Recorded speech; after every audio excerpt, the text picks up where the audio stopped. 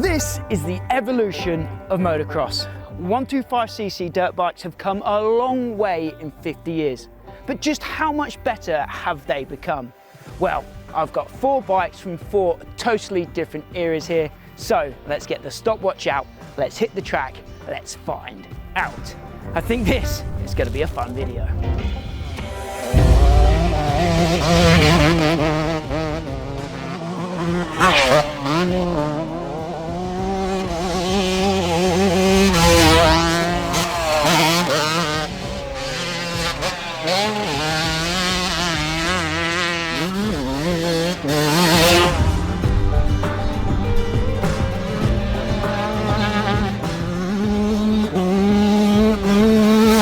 Sometimes hope feels like heresy in a kingdom of fear, but we won't let go.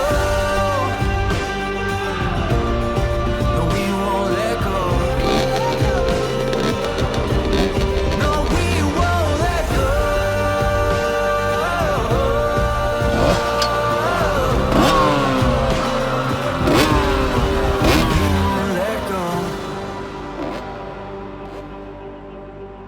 Okay, so first things first, let me introduce you to my steeds for this test. We'll start with the oldest machine here today. That is the 1977 Honda CR125 Elsinore. This is what 125s looked like when they first hit the motocross scene back in the 70s.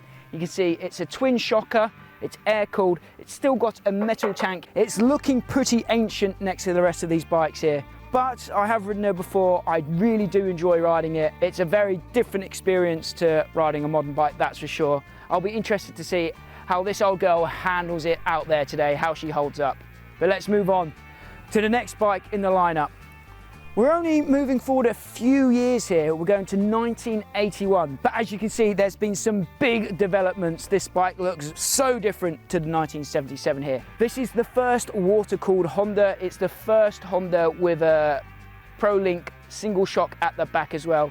It's got this radical look to it as well with this front number plate. This is at the start of the evolution era of motocross. You can just see the difference between these two bikes here is pretty wild. So let's jump forward another few years, about a decade actually, more than a decade. We're going to 1992. This is the Kawasaki KX125, loaned to us today by our friend Anthony Hilton. So a big thanks goes to Ant for helping make this video possible. Right here we have an icon of the 1990s, the KX125. One of the bikes of my childhood. When I think back to 125 racing in the 90s, I think of a green machine. Big updates, we've got disc brakes on this. You can see the difference in the forks compared to the older Hondas here. Still got a steel frame on this, but it will be interesting, again, to compare this to the older bikes. And then we move on to the newest bike in the lineup, my own machine here. This is the 2010 Yamaha YZ125, old reliable. I think the longest running 125 in all of dirt bike history is the YZ125. They've been making this thing for donkey's years. This is a 2010 model. They've been pretty much unchanged from 2005 to 2010. They're pretty much unchanged. And then from 2010 to like only a few years ago, they was pretty much the same. So this thing represents the 2000s era, the 2010s era, and even the start of the 2020s. So this bike is covering a lot. 125s haven't changed very much at all since when this thing came out. So it's still pretty much a modern bike. We call it a modern bike. I love this thing. I love it on this track. I'll say it again. This is going to be a fun video. This video has been made possible by our awesome channel sponsors, Pewterline Motorcycle Oils. All of these 125cc two-strokes behind me here are making use of Pewterline MX9 two-stroke oil. Pewterline have you covered for all your motorcycle oils, lubricants, cleaning products, and so much more. Be sure to check out their website. Go into the search bar, type in your bike model, and they'll bring up all of the products they recommend you need for your ride. I've left that link in the description down below. But as always, a huge thanks goes to Pewterline. Be sure to check them out next time you need to restock on essentials. So this is how it's going to work. As you can see, I've got my 4 bikes behind me here, and I will hit the track on them each in turn.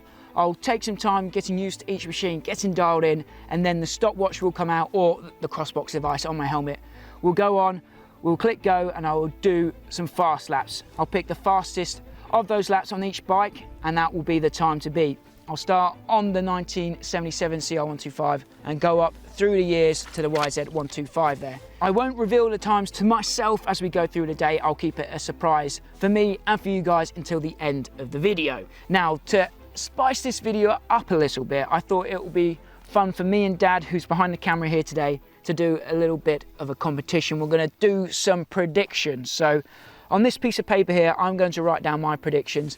On a separate piece of paper, Dad will write down his predictions, and at the end we'll reveal the results, and the loser of that little contest will have to wash all 4 of the bikes here while the other guy puts his feet up and has a cup of tea at the end of the day. So what are we predicting? Well, I'm going to write down on this piece of paper what bike I think is going to be fastest today. That's the first prediction, but the competition between me and Dad will be, which gap do we think it's going to be biggest? Is it going to be the gap between the 77 and the 81? The 81 and the 92, or the 92 and the 2010. So I'm going to write down my prediction here.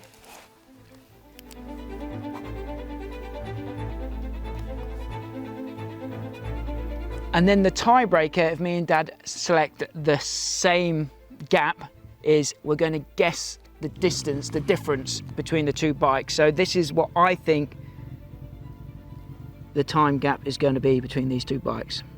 Now I'm going to keep this secret.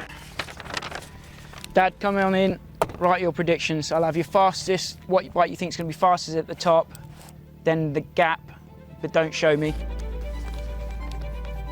and then the time difference, and then fold it up, put your name on it. The loser will have to wash all 4 of the bikes while the other guy sits with his feet up having a cup of tea, or maybe a beer in the sun. And you guys, leave your predictions, leave your guesses in the comments down below. Which bike out of these 4 behind me is going to be fastest today? What's the biggest gap going to be between them? And what is that time difference going to be? Let me know all of your guesses in the comments down below. The conditions out there today are dry, dusty, hard pack. Great for a 125 test, I think. I think the older bikes will really enjoy it out there. You done? Happy with your picks? Yeah. Confident? Yeah. Dad's guesses, my guesses. We will reveal these at the very end of the video, so stay tuned to find out which one of us is having a nice afternoon and which one of us is going to be washing the bikes. Let's ride.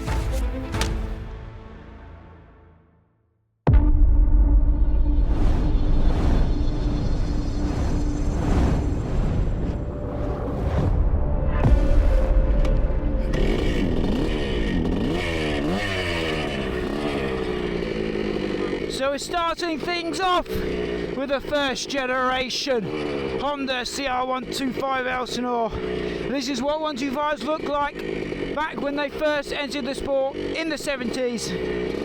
The Elsinore had been around for about 3-4 years by the time this baby hit the showroom floor, so this is the early days of 125cc motocross.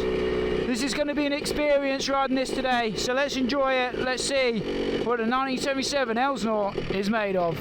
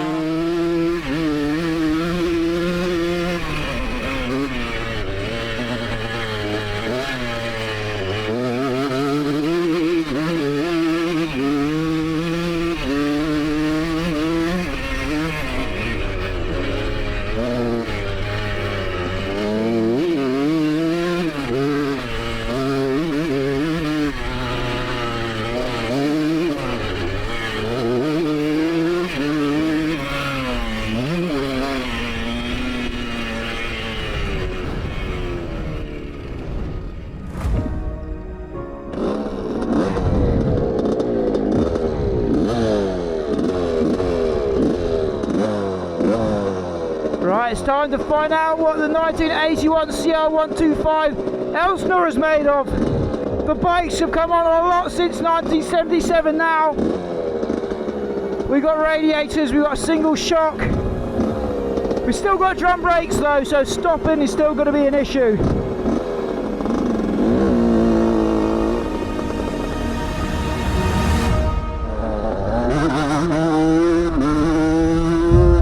Here we go!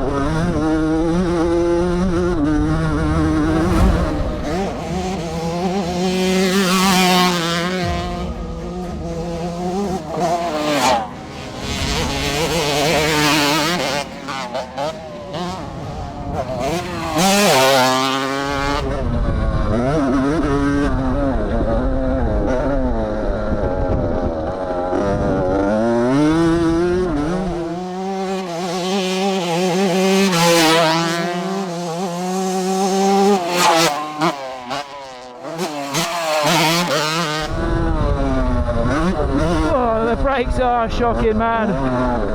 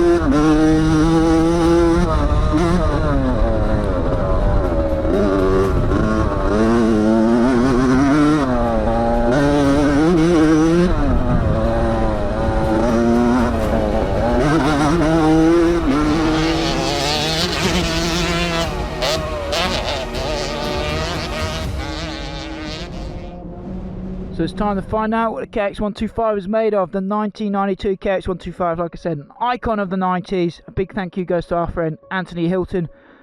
Number 9 for lending us this green Mini today. couldn't have made this video without him. So big thanks to Ant. See what his bike's capable of around the dry and dusty test track. Let's do it.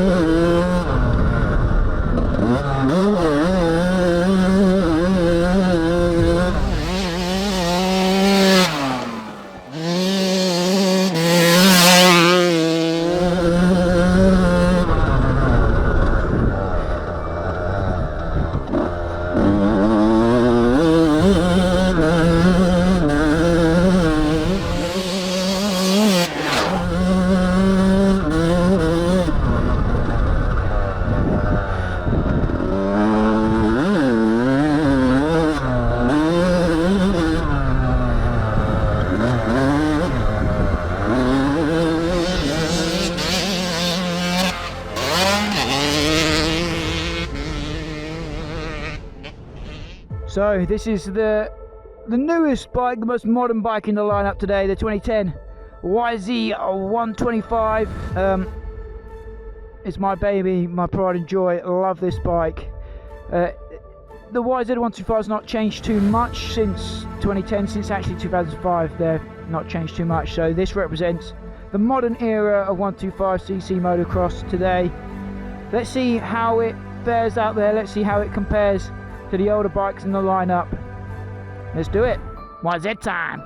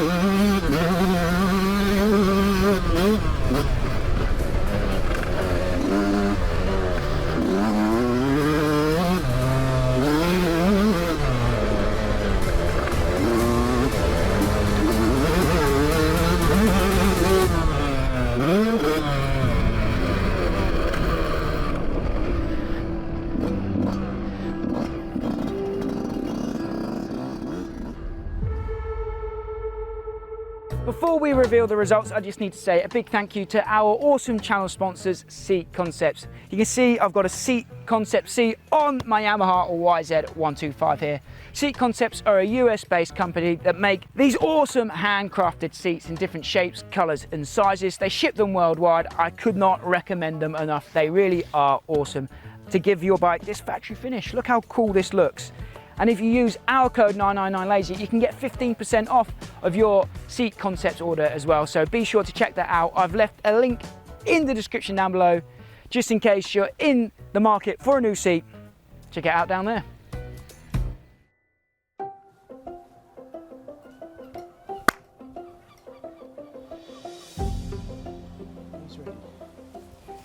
Let's get down to business then. It's time to reveal the results.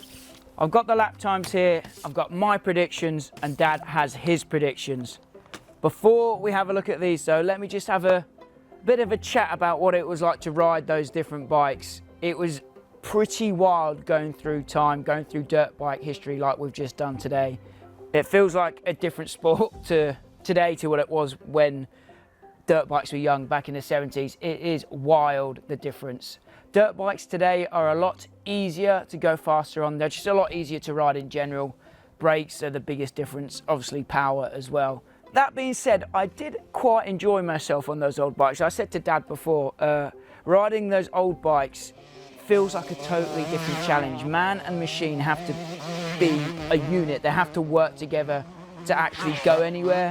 Whereas modern bikes, you kind of just sat on board a rocket ship and it can go fast no matter what, as long as you can twist the grip, which is a fun challenge. I actually enjoyed riding those bikes, but it is scary. Hitting braking bumps at speed with twin shocks and those tiny little forks is pretty terrifying. And Dad actually saw in some of the footage, he looked carefully frame by frame, and you could see the kickstand on the 1977 just wallowing around like that, catching the floor, catching the bumps as I was coming into one of the fastest turns on track. So yeah, scary times on those old bikes, but fun times as well. You did say that on the 77, you probably had more fun on that because you had to think about your riding. Yeah, I really had to think about it. Being in the gear, keeping on the gas. The amount of comments we had on the first video saying because this is a piston port motor that you have to keep it on song, otherwise it bogs. I enjoyed filming it, it was cool. It was so cool to see you on those bikes. I still don't know the results yet. I haven't looked at any of the times.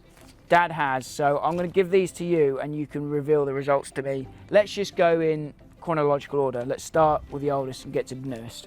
So the fastest lap time on the 77 CL125 was a 2:06.58. I know generally what my lap time around that test track is, and that's not terrible. 2:06, you said? 2:06.58. Is that faster or slower than the 1981? It's 4 years, doesn't sound like that much, but the difference between the two bikes, just in looks alone, is massive. And technology, to be fair. And technology is probably the biggest change that motocross bikes saw, because following that you start to look at disc brakes and upside down forks, but air cooling, water cooling, twin to shock. I think you've gone from a scrambler to a motocross bike. Yeah, 100%. So 1981 CL125 Elsinore, 2 minutes 2 seconds, 0.26. Ooh, 4 seconds faster. 4 seconds. 4 seconds in 4 years. Not bad, Honda. Not bad. Are we going to go 11 seconds in 11 years then to 1992? So 1992 KX125, courtesy of our good friend Anthony Hilton. Thank you, Ant. Who Dad actually used to race back in the day. I did used to race back in the day. Back in the 80s and 90s. In the 80s and 90s. 155 flat. Ooh, 7 seconds. Oh, this is getting interesting now. That is a big jump. I can't remember what I predicted, so this is going to be interesting. Yeah. So we've got 7 seconds in 11 years, but there was a considerable difference in comfort and ease of riding those two bikes, it was a lot easier to go faster on the 92. So final bike then, 2010 YZ125R Pride and Joy.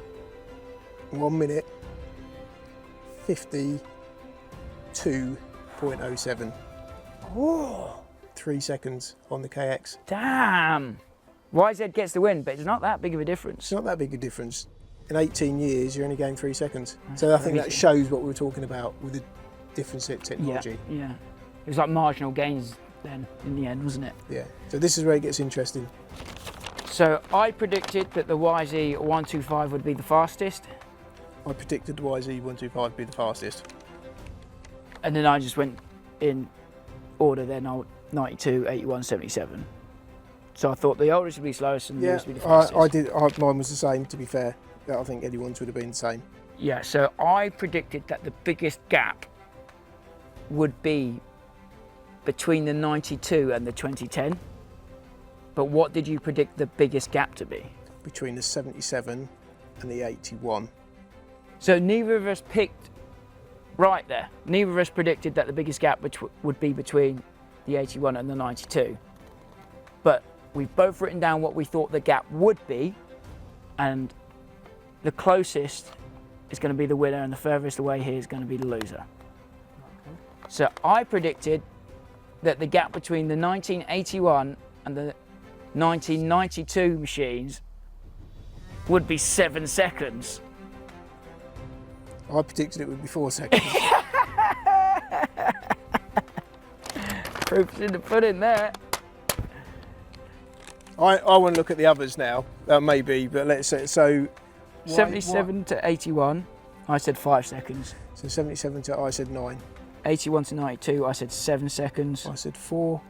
And then 92 to 2010, I said 9 seconds. And I said 6. And it was 3. Yeah. Surprising. Surprising, the gaps aren't as big as you think then. Yeah. Does that mean I'm washing the bikes? That means you're washing the bikes. No So, change no there change then. there. No change there then. If you've enjoyed this video, guys, be sure to like, share, and subscribe. You've been watching 999 Laser. My name is Max, that is Dad. Until next time, we'll see you at the track.